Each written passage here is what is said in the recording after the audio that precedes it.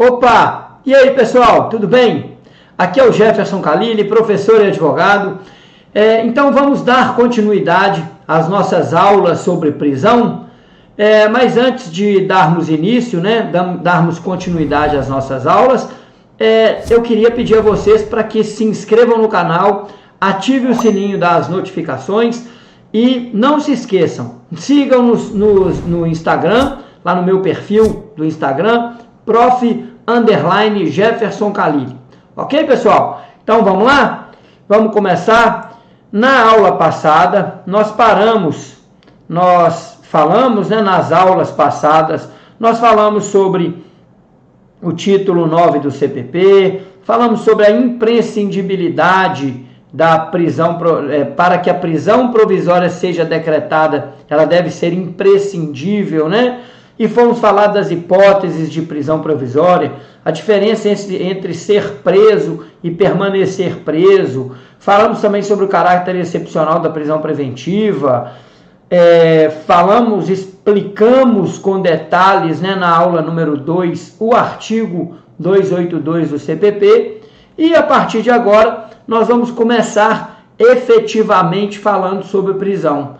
Para que a gente comece a falar sobre algum tipo de assunto, o ideal é que a gente saiba o conceito desse assunto. Eu gosto muito de explicar para os alunos, de lecionar para os alunos de graduação, um autor que tem uma fala muito simples, uma escrita, na verdade, muito mais simples, mais fácil de se compreender, e um autor que eu gosto muito, que é o Fernando Capês. O conceito de prisão de Capês é o seguinte: ele fala que a privação da liberdade de locomoção em virtude de flagrante delito ou determinada por ordem escrita e fundamentada da autoridade judiciária competente. Então vamos parar por aqui, vamos analisar o conceito até nessa primeira fase. É a privação da liberdade de locomoção em razão de virtude de flagrante delito. Ou seja, o que é a prisão? É essa privação, aquele momento em que a pessoa está praticando o crime, ela é surpreendida e presa em flagrante. Isso é a primeira parte do conceito. A segunda parte é a prisão, ela pode ser também determinada por ordem escrita e fundamentada da autoridade judiciária competente, ou seja, do juiz de direito ou do juiz federal, em decorrência, ou seja, o juiz vai mandar prender a pessoa, vai determinar a prisão da pessoa em decorrência de sentença condenatória transitada em julgado, ou seja, aquela sentença irrecorrível, ou o juiz vai mandar prender, ou após a sentença irrecorrível, ou então no curso da investigação do processo em virtude de prisão temporária ou prisão preventiva. Essa parte que eu grifei aqui, está lá na nova redação do CPP, artigo 283 caput, certo? Então, o juiz vai mandar a prisão, nada mais é do que a privação da liberdade por prisão em flagrante, prisão preventiva ou prisão temporária, ou então em face de sentença penal condenatória transitada em julgado, aquela sentença irrecorrível. Então esse é o conceito de prisão segundo Capês. Vamos passar para frente? Quais são as espécies de prisão definidas no nosso ordenamento jurídico? A primeira espécie de prisão que nós vamos ver hoje é a prisão sem pena ou prisão processual. O próprio nome já diz, o nome da prisão já diz. Prisão sem pena ou prisão processual é aquela prisão provisória, aquela prisão antes da sentença penal condenatória transitada em julgado. Aquela prisão antes da sentença irrecorrível, certo?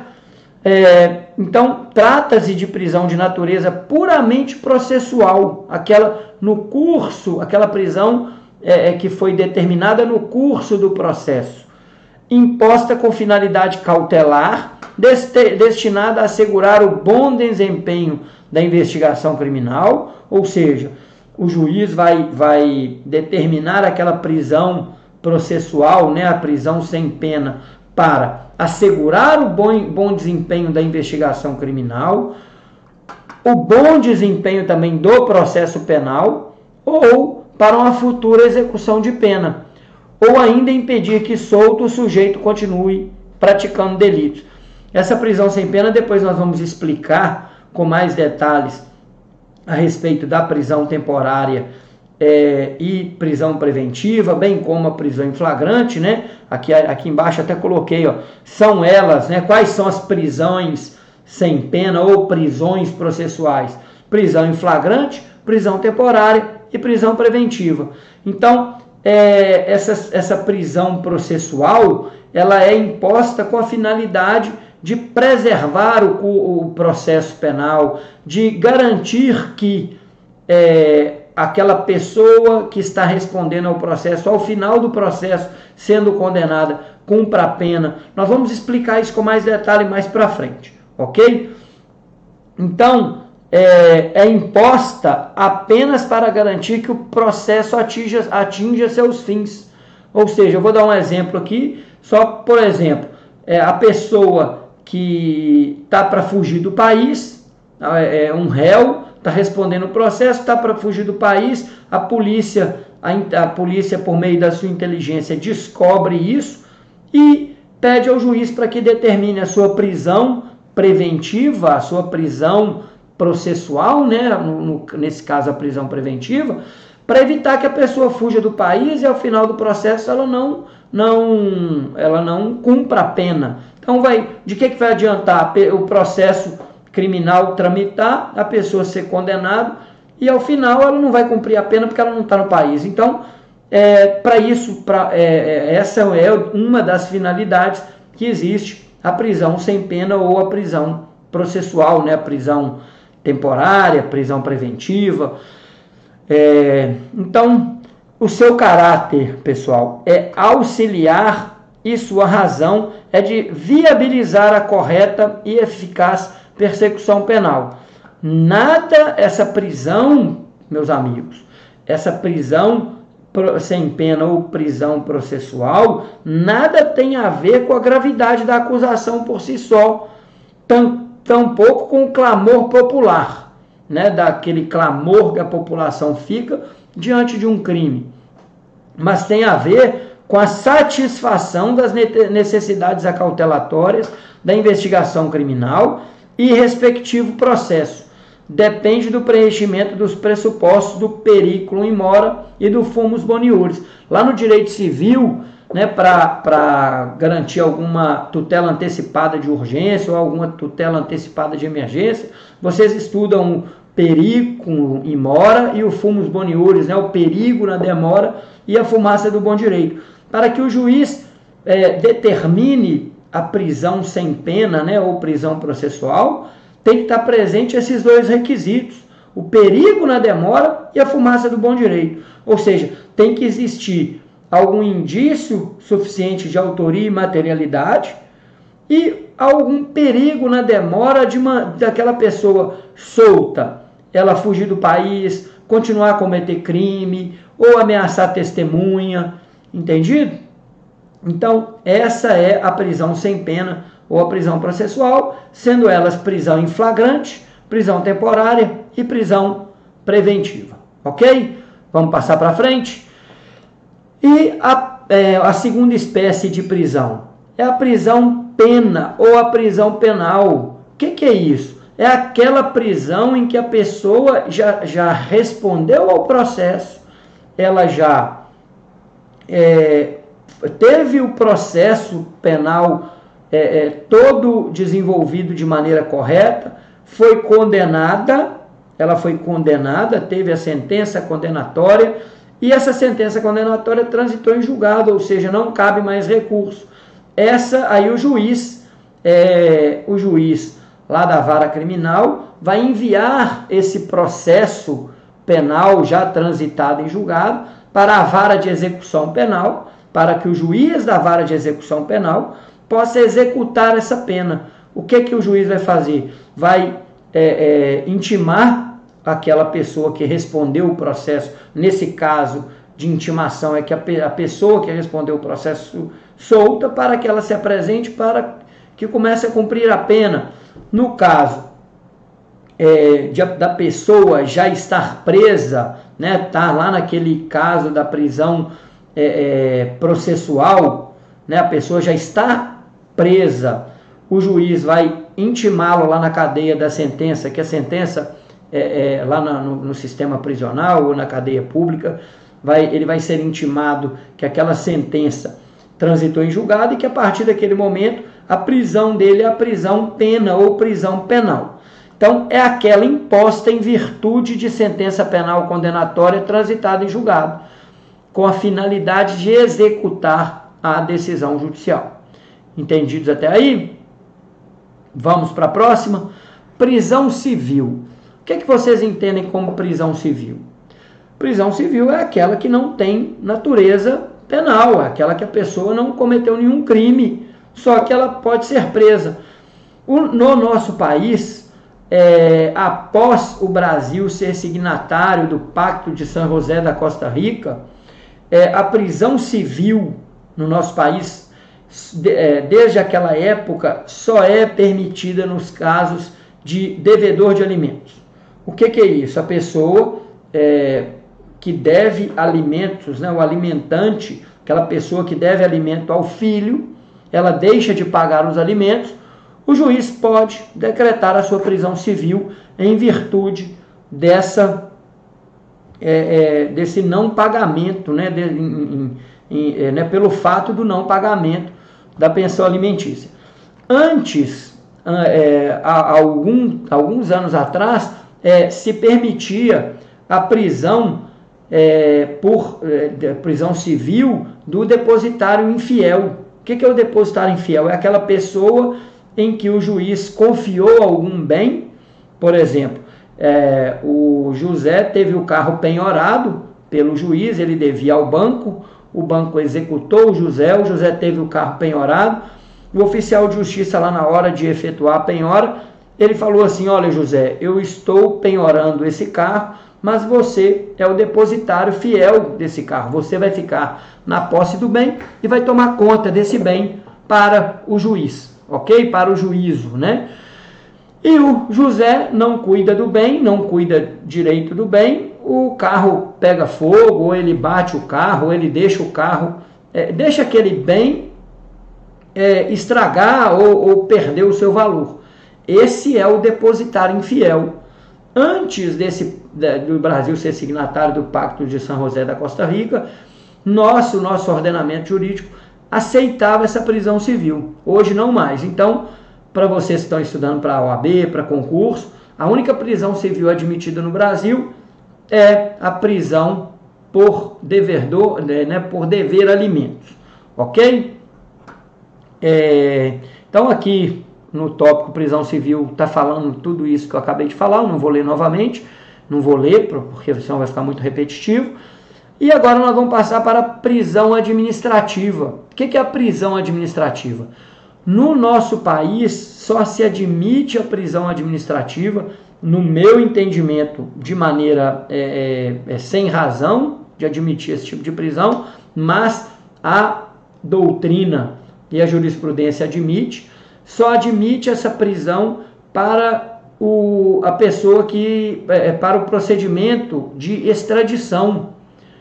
Então, aquela pessoa que entra no nosso país de maneira ilegal e vai lá no setor de imigração, apresenta os documentos, não tem o visto. O Brasil, para quem não sabe, é um país que é rigoroso na exigência de vistos, de visto de cidadão de alguns países, entre eles africanos, do continente africano, dos chineses e tal. Então o Brasil é muito exigente nesse item. E aquela pessoa entrou no nosso país, não apresentou o documento, ela vai ser presa administrativamente, mediante autorização judicial, o juiz vai ter que expedir esse mandado de prisão, para que seja efetuado o processo de extradição e essa pessoa seja enviada de volta ao país de origem. Então, a prisão administrativa, vamos dar uma lida aqui no slide para vocês entenderem melhor, é aquela decretada por autoridade administrativa para compelir o devedor ao cumprimento de obrigação. O STF já entendeu que ainda cabe prisão administrativa do estrangeiro durante o procedimento administrativo de extradição disciplinado pela Lei 6.815/80, desde que decretada por autoridade judiciária, ou seja, essa prisão administrativa ela só pode ser admitida, ela só vai ser admitida desde que decretada por autoridade judiciária. Assim, desde que imposta por juiz, tem-se admitido, ao nosso ver, sem razão, a prisão administrativa do extraditando. Então, somente nesse caso de extradição, mediante decisão decretada pelo juiz, né, por autoridade judiciária, é que se pode prender a pessoa administrativamente aqui em nosso país. Entendidos? Vamos para o próximo? Prisão disciplinar é aquela prisão que é permitida pela Constituição para o caso de transgressões militares e crimes militares. Então, para nós civis, não é permitido prisão disciplinar. Ela só é permitido para as Forças Armadas e as polícias militares do nosso país. Então, aquela pessoa que comete, aquele militar, seja do Exército, Aeronáutica, Marinha ou Polícia Militar, que comete um crime militar, ele pode ter sua prisão disciplinar decretada. Mas isso aí, essa prisão disciplinar, é um regulamento dos militares e somente aplicável a militares, ok? E, por fim, nós temos a prisão para averiguação. O que é a prisão para averiguação? Aquela prisão que o policial civil, o policial militar, vai prender a pessoa para averiguar se ela praticou um crime ou não. Essa prisão é terminantemente proibida no nosso ordenamento jurídico. Então, o que é essa prisão para averiguação? É a privação momentânea da liberdade, fora das hipóteses de flagrante, ou seja, fora das hipóteses de flagrante. Se a pessoa está presa em flagrante, foi presa em flagrante, não é prisão para averiguação. Ela foi presa praticando um crime, né, por supostamente estar praticando um crime, né, e foi presa em flagrante. Então, fora das hipóteses de flagrante e sem ordem escrita do juiz competente, com a finalidade de investigação, além de ser inconstitucional, configura crime de abuso de autoridade. Então, essa prisão, a polícia prender a pessoa para investigar se ela está praticando um crime ou não, não é permitido em nosso ordenamento jurídico. Entendidos? Então, pessoal, nós vamos encerrar essa aula por aqui. Peço mais uma vez, se gostou, ative o sininho de notificação, se inscreva em nosso canal do Instagram, sigam-nos inscreva-se no nosso canal aqui do YouTube, sigam-nos no canal do Instagram, que é o prof_Jefferson Khalili. E na próxima aula nós vamos começar a falar sobre mandado de prisão. Não perca, tá joia, pessoal? Muito obrigado e um grande abraço a todos aí.